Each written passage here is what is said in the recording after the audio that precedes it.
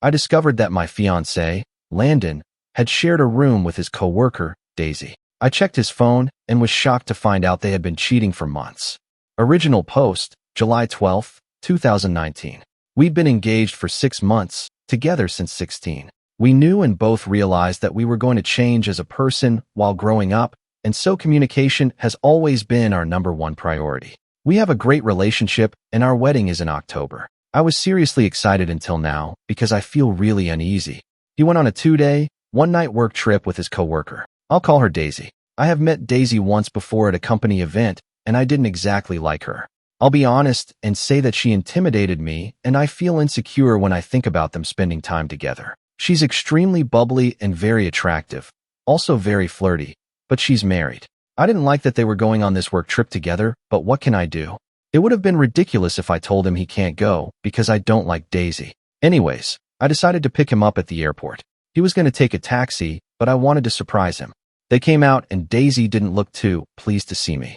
She kept talking about how much fun they had together, and at one point told me how lucky I was that my fiancé gives good massages. I was shocked and asked her how so, and it turns out he gave her a massage after the first day. I don't think this is okay, and I wanted to confront him about it. Unfortunately, it doesn't stop here. Landon went straight to bed when we got home, so I didn't get the chance to really talk to him. I went through his bag, and I found the papers for the hotel they were staying at. One room is booked for 2 persons, 1 queen-sized bed and a couch that can be turned into a bed. I don't even know how to feel. I don't know if this is okay or not. At the very least, I wish he would have told me. On the other hand, I didn't ask about his hotel room either. I just feel super uncomfortable. I'm trying to resist the urge to snoop on his phone, and I feel terrible about it. I don't know what to do, and I'm just feeling lost. Please help me out here. Top comments. Comment 1. If she made a comment about him giving her a massage right to your face, then she's trying to start something between you and your significant other. Comment 2. And it worked. Comment 3. Well, this is not surprising since it's inappropriate behavior or for parties and relationships to be doing. Comment 4. Just ask Marcellus Wallace. Comment 5. Would you give a man a foot massage? Update July 18th, 2019, 6 days later. Sorry for the late update. Didn't really have the time to write something. I decided to snoop, and I hit the jackpot right away. I unlocked it with his fingerprint. Should have been the first sign. He claimed it was convenient. I scrolled through their messages, and it was obvious they were even making fun of me together. They've been sleeping together for months. Don't know what got over me, but I wanted to read everything they ever said to each other, and I did. Pretty sure they slept together just 2 days after he proposed. From what I could gather from their talk, she wants him to leave me, but he's hesitant. But sleeping with her for months is okay, right? Not proud of my reaction, but I went a little crazy. Been with this dude since I was 16. I packed and threw some of his stuff and called a friend over and woke him up and told him he should leave. He confessed and begged for a second chance. I couldn't believe it really. He left and only came back to grab more of his stuff. I blocked him everywhere and haven't spoken to him since. But obviously I'm going to need to be in contact with him to figure out the details about our finances. I don't know. I'm still hurt and upset, but not as much as I thought initially. I felt like I was going crazy, and I feel so stupid for not noticing or finding out earlier. I wasted so much time with him. Somehow, because it's a full-blown affair, it hurts less. Oh, and there was no work trip. I mainly feel like an idiot for not asking more questions and blindly trusting him. My friend has been with me, and she is always able to make me laugh. We went out together most nights, and I've been feeling better. To top it off, I slept with one of his best buddies last night, and he told me not to tell him, lol. I was drunk and wanted revenge, and well, I guess I sort of got it, though I'll definitely be letting him know. Not much else to say. I guess I'm going to be single for a while and enjoy that. I seriously can't believe I was going to get married to this. Turns out you never really know people. Top comments. Comment 1. Again, for everyone who might in the future have their spouse or significant other tell them that they shared a hotel with an opposite-sex coworker on a business trip, no company would promote or insist on this kind of arrangement. Comment 2. The legal hassle is just too much risk. As I said in the original post, either there was no business trip or they were in charge of booking their own rooms and the company didn't know. I've worked for a few companies and sometimes I just had an expense account, so I got to book rooms for myself. So did my coworkers, but a company will never put 2, especially opposite-sex coworkers, in one room. Now to the next story. Story 2. My parents forced me to lose weight for my sister's wedding, but after my transformation, they couldn't handle my success. Growing up, I was always an overweight child. I've always been bigger than the majority of the other kindergarten students.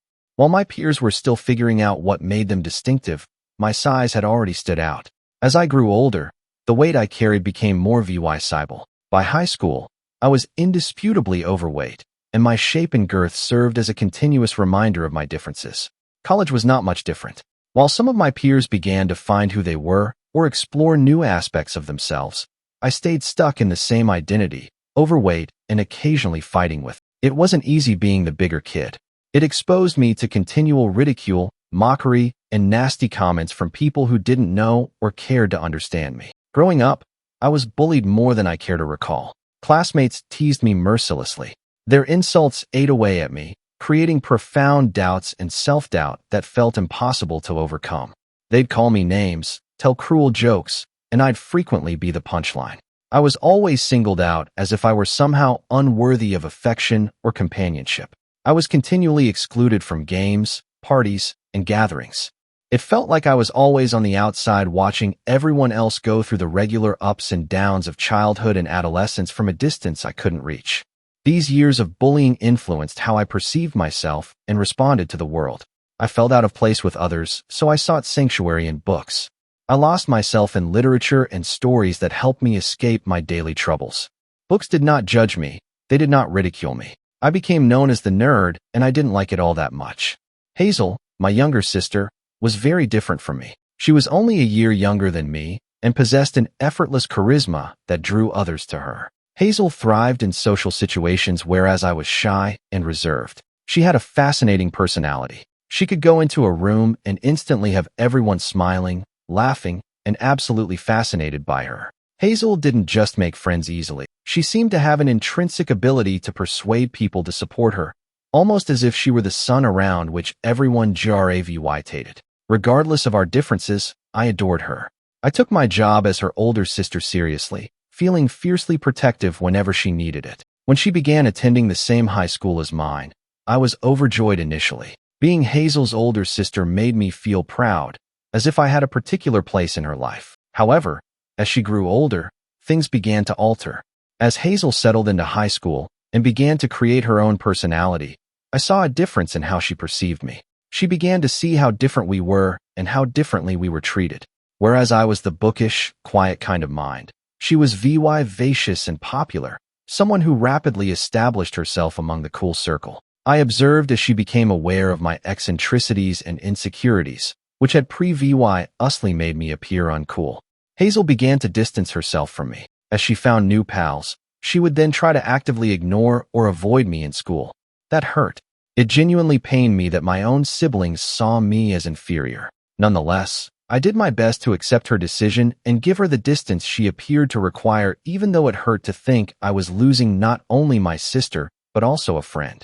But gradually Hazel stopped ignoring me and began to associate with others who made me feel like an outcast. Hazel and her pals would take advantage of any opportunity to humiliate me. Whenever we met in the corridors or at lunch, they'd taunt me in front of other students, or worse, try to trip me as I passed with my lunch tray just to make everyone laugh. It felt like I was losing her not to new people, but to the same taunting and abusive conduct I'd been subjected to for so long.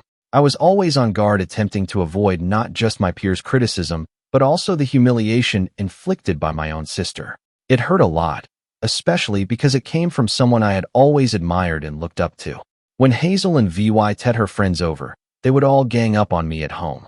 They would rush into my room without knocking, then laugh and gesture to my body. They'd fling insults like geek and fatty at me like they were nothing. I felt like a zoo animal, as if I were their source of entertainment. When they entered my personal space in my room, I felt small and alone, as if I were an alien in my own home.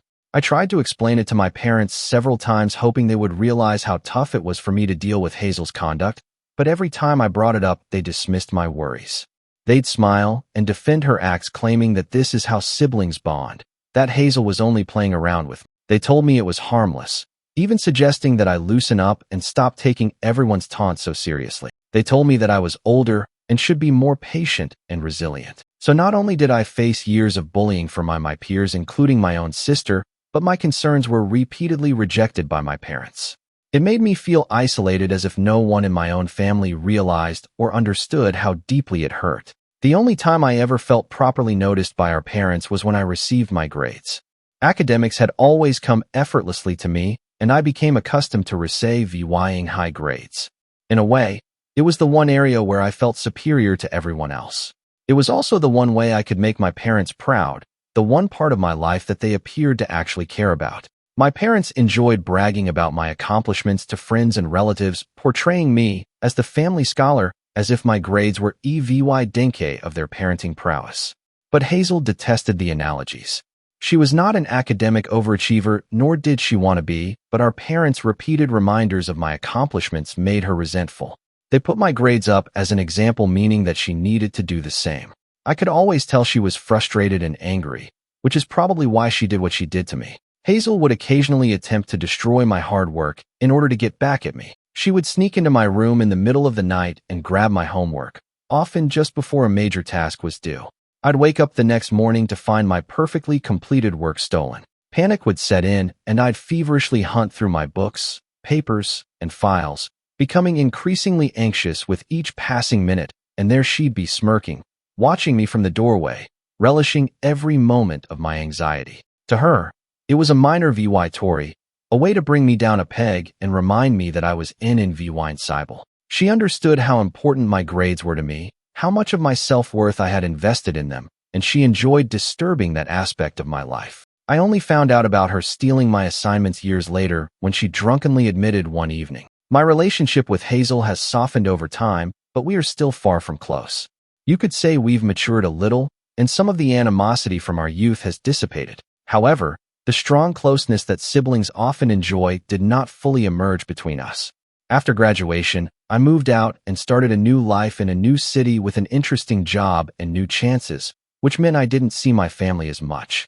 As time passed, our communications became limited to occasional phone calls or texts, so last year when I scheduled a summer sit home, I was truly excited to see everyone. It had been a long time since we'd all gotten together as a family, and I was excited to catch up and reconnect. However, not everything went as planned. Our family lunch began well enough. Everyone appeared delighted to see me, and for a moment it felt like old times. That changed, however, when Hazel unexpectedly revealed her engagement. None of us saw it coming, and we initially assumed she was joking. However, it was instantly apparent that she was serious. She proudly put out her hand, displaying a gorgeous ring, and I couldn't help but remark how exquisite it was. I was genuinely happy for her, delighted that she had finally met someone she loved and who loved her back. Almost as soon as the congratulations subsided, Hazel turned to me and inquired about my recent activities. I told her about my profession, my life, and how rewarding things had been for me. Before I could finish, she cut me off. "I can't help but say this," she started, smirking, "but why are you still fat? If your life is truly amazing, shouldn't you have shed weight by now?" Her remarks hit me like a slap, reawakening old insecurities that I thought I had overcome. The room became uncomfortably silent, and I could feel everyone's gaze on me, waiting to see how I would respond. I merely shrugged and tried to laugh awkwardly at her comment, but my parents immediately joined in to criticize me. They began discussing how I was still obese and unmarried, and how they were concerned I would never have children. I felt so mortified hearing them talk like that. My accomplishments, the work I was proud of, the life I had made for myself in another city, didn't seem to matter. In their eyes, they were just concerned with my weight and the fact that I did not have my own family. As my parents and sister continued to talk about me, their comments wound deeper than I imagined. I had spent years of eventually discovering myself, gaining confidence and freedom, but in those moments I felt like the same nervous, awkward teenager. I had always been anxious for my family's acceptance and approval. My parents then applauded Hazel for getting engaged before me and expressed their pride in her. To them, I was the inferior child, successful but not quite enough. What was supposed to be a happy family reunion had swiftly turned into a heartbreaking reminder of old scars. At that point, I felt more like an outsider than ever. Hazel did not stop. She continued to ask probing questions. "So, when are you getting married? I mean, do you even have a boyfriend?" She was blatantly mocking me in front of everyone by bringing up my romantic life. My parents soon jumped on the subject, agreeing with Hazel that it was past time for me to find someone before it was too late. They pointed out how Hazel, being younger, was settling down before me whilst I, the older one, was wasting my life away at work. I attempted to argue that I liked my life the way it was, that my work and freedom provided me with fulfillment, my career paid well, and I was passionate about it, so why did I need to meet a spouse or have a child to be happy? I am content just the way I am. I informed them, but my words didn't appear to register. My mother especially appeared contemptuous. She gave me a sharp look and taunted me. What's the point of earning all that money if you don't have anyone to come home to? It was as if she couldn't believe that happiness existed outside of marriage or family. Sitting there, I had the typical feeling of being misunderstood, that my life choices were disregarded. This was my family, and they were supposed to know me best. However, they appeared to be preoccupied with a different definition of happiness than mine. I had come home seeking connection and warmth, but instead got judgment and taunts. Hazel then smirked and added, "I expect you to at least have a +1 by the time my wedding rolls around." She chuckled and kept going. "I don't want people thinking my sister is some old miserable woman all alone while I'm getting married." The comment stung. I simply shook my head and assured her I'd try. That's when my folks spoke out again. Matter-of-factly, Hazel's wedding is almost a year away. Even if you can't find a partner, you could at least try to lose weight and look more presentable for her wedding. They suggested that if I reduced weight, it would be simpler for me to attract a partner. Hazel enthusiastically agreed with them. "Yeah, I want you to lose a few pounds at least," she remarked nonchalantly, as if she was doing me a favor. I sat there astonished and humiliated, with an aching that I hadn't felt in years. How could my relatives talk to me like this? Did I truly deserve their hateful words simply because I was overweight? Was I not meant to have feelings because I was fat? I was a normal person just like them. I functioned like everyone else. I never considered my weight as an impediment, so why did